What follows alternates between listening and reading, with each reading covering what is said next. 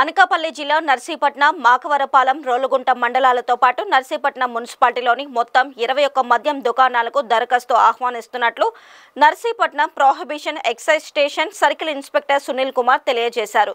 మీడియాతో ఆయన మాట్లాడుతూ ప్రభుత్వం నిర్ణయించిన నాన్ రిఫండబుల్ ఫీజు ఒక్కొక్క షాప్కి 2 లక్షలు చెల్లించి ఒక వ్యక్తి ఎన్ని షాపులకైనా దరఖాస్తు చేసుకోవచ్చునని తెలిపారు. అక్టోబర్ 1వ తారీఖు నుండి 9వ తేదీ సాయంత్రం 5 గంటల వరకు దరఖాస్తులు స్వీకరిస్తామని ఆయన వెల్లడించారు. 12న అనకాపల్లిలో కలెక్టర్ ఆధ్వర్యంలో డ్రా తీసి ఫలితాలు వెల్లడిస్తారని చెప్పారు. నర్సీపట్నం మున్సిపాలిటీలోని 7 షాపులకు లైసెన్స్ ఫీజుగా 65 లక్షలు చెల్లించాలని, నర్సీపట్నం రూరల్లో 3 షాపులు, మాకవరపాలెం మండలంలో 4 షాపులు, కోటవరట్ల మండలంలో 3 షాపులు, రోలుగుంట మండలంలో 4 షాపులకు లైసెన్స్ ఫీజుగా 50 లక్షల చొప్పున చెల్లించవలసి ఉంటుందని ఎక్సైజ్ సిఐ తెలియజేశారు.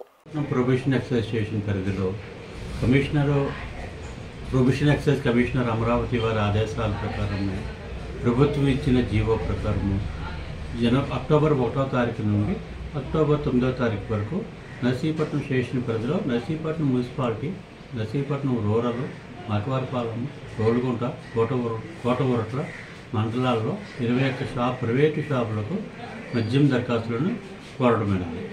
దరఖాస్తుకి 2 లక్షలు నాన్ రిఫండబుల్ ఫీజుగా నిర్ణయించడం జరిగింది. ఒక వ్యక్తి ఎన్ని దరఖాస్తులైనా వేసుకోవచ్చు. ఆ వ్యక్తికి లాటరీలో ఎన్ని షాపులైనా మంజూరైతే అతనికి తీసుకోవడానికి అవకాశం ఉంది. వీటికి 9వ తారీఖు వరకు లాస్ట్ డేట్, సాయంత్రం 5వ తారీఖు, 9వ తారీఖు సాయంత్రం 5 వరకు, 9వ తారీఖు సాయంత్రం 5 వరకు లాస్ట్ డేటు. తర్వాత 11వ తారీఖు అనకాపల్లి జిల్లా పాత బస్ స్టాండ్ వద్ద అనకాపల్లి జిల్లా కలెక్టర్ గారి ఆధ్వర్యంలో లాటరీ తీయటం జరుగుతుంది.